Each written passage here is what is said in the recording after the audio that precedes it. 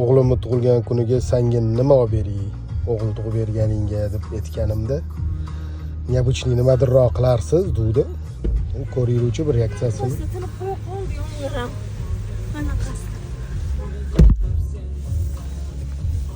Gullar. Rahmat.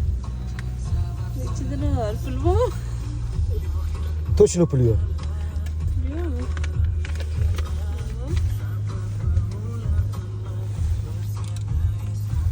Bilet.